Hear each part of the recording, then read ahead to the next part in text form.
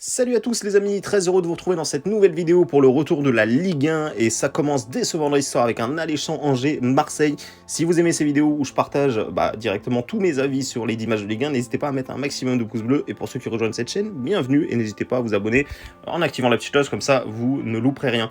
Donc les amis, on va partir sur 10 matchs, 10 analyses, on va juste changer un petit peu par rapport à d'habitude où cette fois on va vous partager comme d'habitude les scores exacts qu'on voit, mais ça reste que des avis donc je préfère directement vous partager des doubles chances. Si vous souhaitez suivre mes pronostics ce week-end, j'en partagerai sur le canal Telegram, n'hésitez pas, vous avez le lien dans la description ou bien alors dans les commentaires, et là vous pourrez suivre directement les paris sur lesquels j'investis, mais bien évidemment vous le savez, on parie pas sur les 10 matchs de Ligue 1, tout simplement parce qu'il n'y a pas 10 opportunités chaque journée. Le premier match va être Angers-Marseille, et là honnêtement les amis, je pense que Angers peut faire un petit coup, il semble être de retour, tout simplement, ils ont gagné 2-1 contre Montpellier, ensuite une belle victoire du côté de Nice avec un carton rouge incroyable dès les premières secondes, et en tout cas Angers qui semble être relancé, Marseille qui était sur une grosse série de victoires, mais juste avant la trêve ils ont fait un petit match nul. Bon, en Ligue des Champions il y a des défaites, ça c'est normal, ils sont habitués, mais en tout cas en Ligue 1 ils faisaient plutôt un bon début de saison, petit match nul, et là derrière il faut absolument gagner pour Marseille parce que Paris va s'échapper et le championnat risque d'être assez rapidement sans suspense tout simplement. Mais en tout cas ces Angevins, j'ai bien envie de leur faire confiance tout simplement sur ce match là, même si c'est vrai la saison passée Marseille avait gagné 5-2 chez eux, en tout cas Angers avait fait 0-0. Voilà, je pense qu'en tout cas du moins de par la dynamique du moment, de par le fait que il y a quand même pas mal d'internationaux qui sont revenus un petit peu en retard du côté de Marseille, donc ça peut jouer en faveur de Angers sur ce match là. Donc je vous conseille directement Angers ou nul, et pourquoi pas un petit score spectaculaire les amis, un petit 2 partout, je serais pas surpris. On va passer maintenant au match du samedi où là il y aura également le Paris Saint-Germain qui va recevoir Nice. Alors on va y venir juste après, mais le premier match qui nous intéresse, ça va être Strasbourg contre Rennes. Incroyable, Strasbourg qui a déjà joué 8 matchs et qui n'en a pas gagné un seul depuis le début de la saison. C'est quand même incroyable, surtout quand on voit l'effectif qu'ils ont, qui est quand même qui mérite mieux que de jouer la relégation quand même. Donc il va falloir ouvrir le compteur très rapidement pour Strasbourg. Je crois que ça doit être une des seules équipes qui a toujours pas gagné en Ligue 1. Même Ajaccio a déjà gagné. Je pense que ça va tomber maintenant, surtout contre Rennes. Le stade devrait être rempli. Rennes qui fait pas mal de matchs nuls néanmoins cette saison. La saison passée, ils en faisaient pas tant que ça avec Bruno Genesio. Et là, Bruno Genesio décide finalement de faire quelques matchs nuls cette saison. Donc ils sont sur 2 matchs nuls consécutifs, un en Europa League et un autre en championnat. Donc vous l'avez compris les amis, pour moi Strasbourg ici je les vois gagner, ça fait trop longtemps qu'ils n'ont pas gagné, je pense que ce match là peut leur réussir. La saison passée on va voir que Strasbourg avait réussi à l'emporter 2-1, donc je pense que le score le plus probable serait pourquoi pas un petit score de 1-0, c'est pas une équipe très très offensive je trouve de Strasbourg, mais défensivement ils peuvent tenir le 1-0, donc le 1N pour ce match là.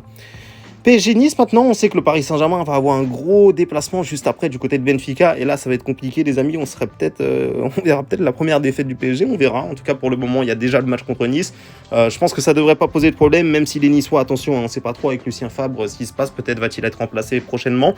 En tout cas on sait que Nice la saison passée posait beaucoup de soucis au PSG, mais c'est parce qu'il y avait Christophe Galtier, je pense qu'il y avait un système où il savait à peu près comment mettre en place des bons systèmes pour embêter le PSG, franchement il a réussi 3 fois la saison passée à éviter la défaite, c'est quand même à souligner, ça doit être la seule équipe qui est restée invaincue contre le PSG la saison passée. Mais néanmoins il y a eu du changement, notamment l'entraîneur, c'est vraiment trop important la différence, et pour moi ici Nice n'a plus le même style de jeu que la saison passée, et devrait lourdement s'incliner je pense. Je vous donne un petit 3-0 pour le Paris Saint-Germain, et bien évidemment le 1N. Bien évidemment vous l'avez compris les amis, quand je dis 1N ça ne sert à rien d'aller jouer, c'est juste un avis, ça ne sert à rien d'aller jouer PSG ou nul à 1-0-3, la limite c'est mieux d'aller jouer le match nul remboursé si Paris gagne, ou alors la victoire de PSG en sec en combiné. Mais vous l'avez compris, comme je recevais souvent des messages, oui, ça, etc. C'est bien pour contextualiser la chose. Ça reste que des avis et c'est pas des pronostics sur lesquels on investit. Donc c'est pour ça que j'ai décidé d'enlever les cotes pour que ce soit plus clair pour tout le monde.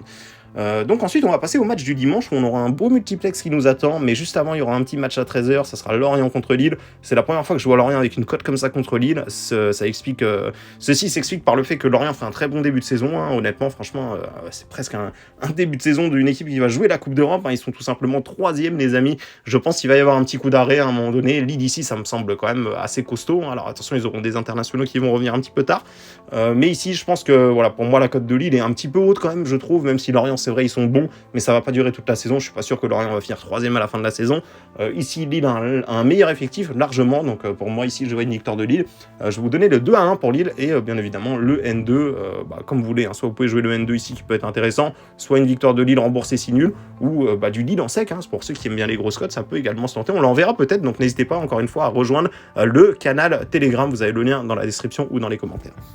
On passe au match Ajaccio contre Clermont, et les Ajacciens qui ont enfin gagné un match. C'était dur, c'était compliqué, mais ils sont ressortis du stade Francis Leblet avec la victoire. C'est vraiment Brest qui a été mauvais, je trouve. Ajaccio a même pas été bon, mais voilà, deux équipes mauvaises, et Ajaccio qui ressort avec la victoire. Juste avant, ils étaient quand même sur une grosse série de défaites quand même, les Ajacciens. Donc en tout cas, voilà, ils ont lancé leur compteur. Peut-être que ça peut leur amener, comme on dit, des victoires appellent des victoires, pourquoi pas. En tout cas, Clermont ici, c'est une équipe que je trouve intéressante, vraiment pas mal, mais moi je me pose la question, si Ajaccio, quelle équipe va réussir à battre Ajaccio à domicile? À mon avis, ça sera pas le PSG, ça sera pas Marseille. Donc s'il y a possibilité de prendre une victoire, je pense que ça peut se faire contre Clermont. Ils sont favoris, donc pourquoi pas une petite victoire à l'arrache de Ajaccio, 1-0, donc le 1N, et la victoire 1-0 de Ajaccio. C'est en tout cas l'avis que je vous partage pour ce match-là. On va passer maintenant au match Auxerre contre Brest, et là je trouve que les Brestois sont un peu en difficulté. On sait qu'il y a également Belaïli, hein, le très bon milieu de Brest, qui a quitté le club. Brest qui est en difficulté, Brest qui est un petit peu en crise, hein, je trouve, honnêtement.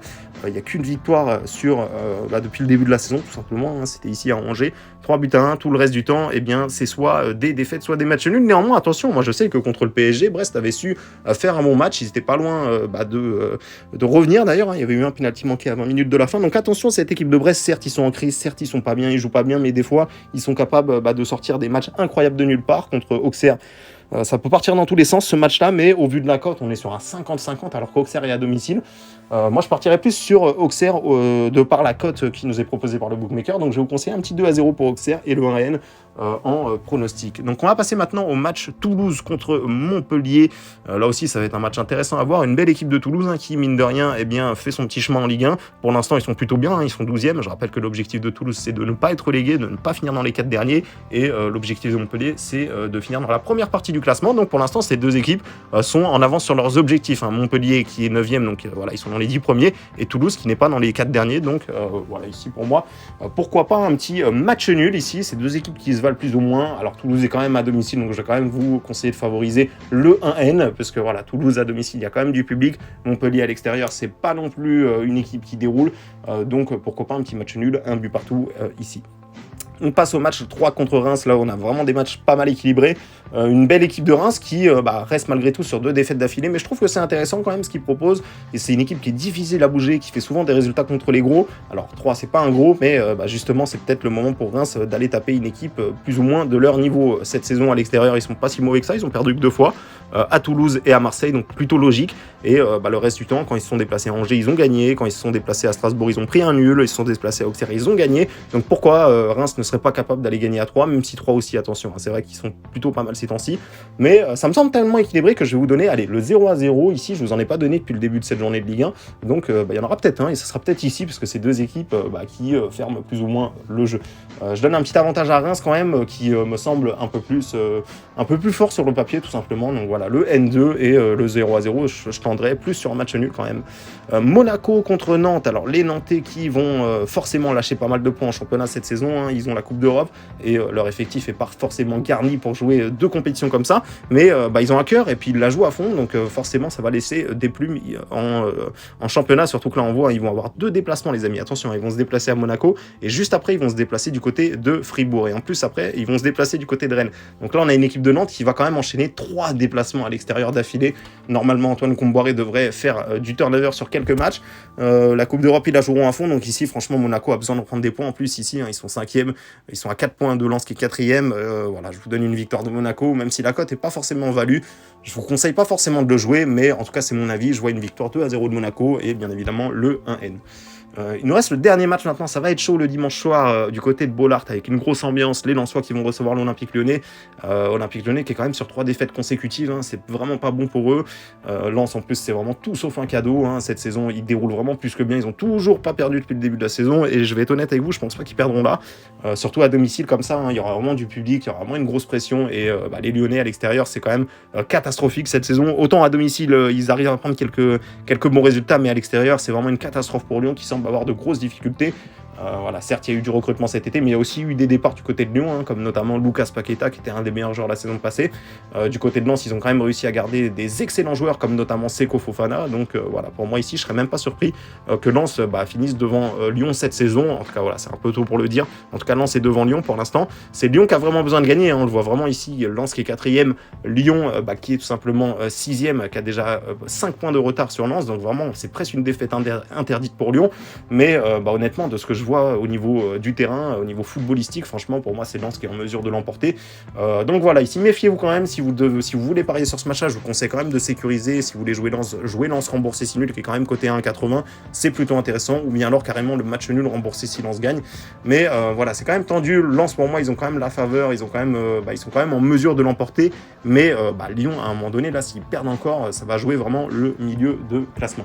Donc voilà les amis, en tout cas vous avez mes avis sur chaque match de Ligue 1, j'espère que ça va vous aider à encaisser vos pronostics, et encore une fois, nous on choisira que 1 ou 2 matchs dans ces 10 matchs de Ligue 1 qui auront lieu ce week-end, et on vous en partagera directement sur le canal Telegram. Donc voilà les amis, j'espère que cette vidéo vous a plu, et je vous dis à bientôt pour une prochaine vidéo, ou à tout de suite sur le canal Telegram.